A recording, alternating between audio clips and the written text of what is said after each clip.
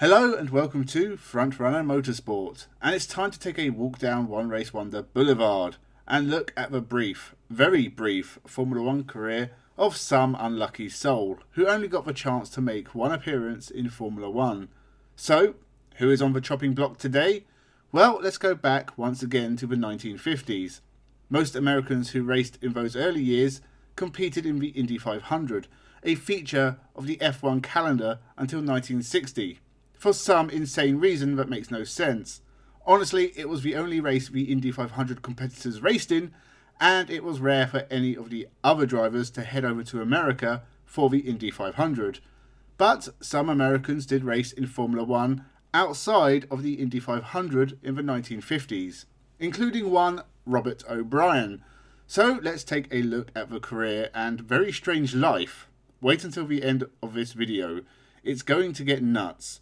Of Mr. O'Brien, and check out the playlist for One Race Wonders.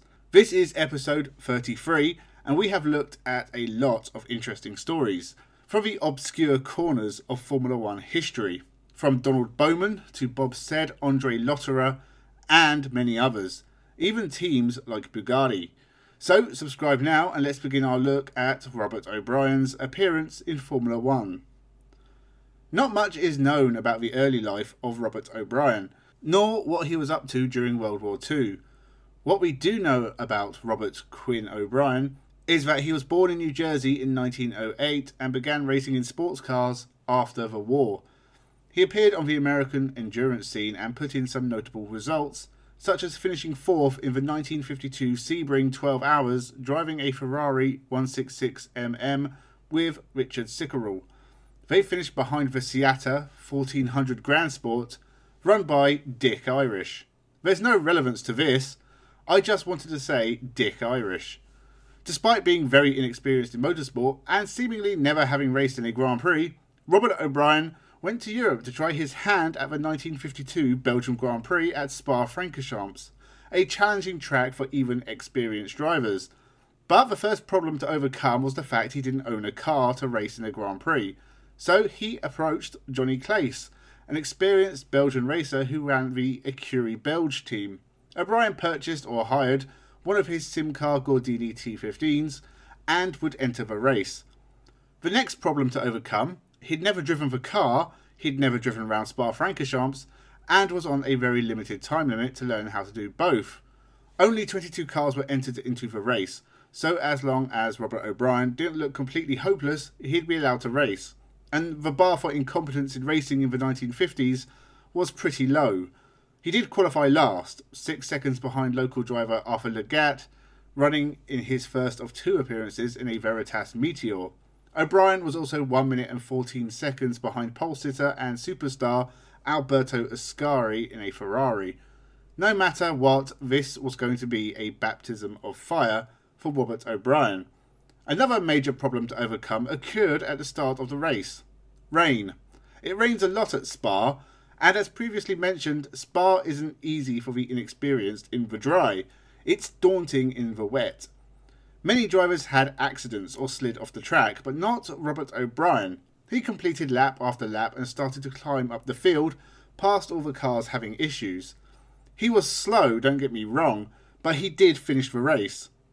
6 laps down on winner Ascari, but not last of the cars that finished and ahead of talented drivers such as Piero Taruffi and Jean Behra, who crashed out of the race.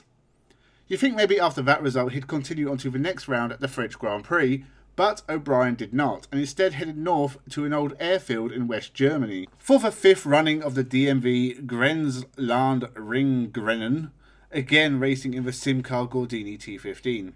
Entered by Belgium socialite Madame de Valkius, who was a regular Gordini customer. This race did not go so well. The Grenzland Ring was a terrifyingly fast oval that would very soon be banned. O'Brien did not fare so well here and retired from the race before the end. After that he seemingly just disappears, before returning to America and entering a few SCCA races up until the early 60s. He passed away after returning to New Jersey in 1987.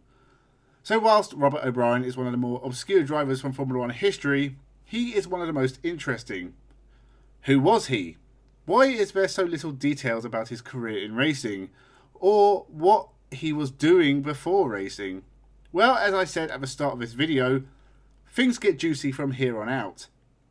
There are rumours that Robert O'Brien was a CIA spy, mostly because there is so little information about him, or even pictures of the man, but he was racing sporadically and for seemingly little reason in Germany as the Cold War was starting to get hot. So was Robert O'Brien a spy, racing in his time off under a false name? I have no idea. If that was true, then surely entering a Grand Prix would be a little risky. He could blow his cover. It's possible he was a quiet man who didn't like to divulge personal details, but had a love of motorsport, so bought a car, did a couple of races in Europe before racing in America and fading into obscurity. But I guess the fact he could have been a spy, trying to topple the Soviet Union, is a lot more fun to think about. Maybe this should have been an episode of Carspiracy Theories, next one of which is out soon. So that was the brief and mysterious career of Robert O'Brien, amateur racer and spy extraordinaire.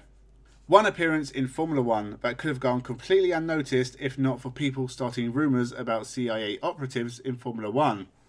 Make sure you subscribe to the channel for more motorsport content, plenty of videos coming out as we head to 1,000 subscribers. Check out the One Race Wonders playlist. Marco Apicella, Ernst Loof, Marcus Winkelhock, Lance Reventlow, and more. Thank you for watching, and have a good one.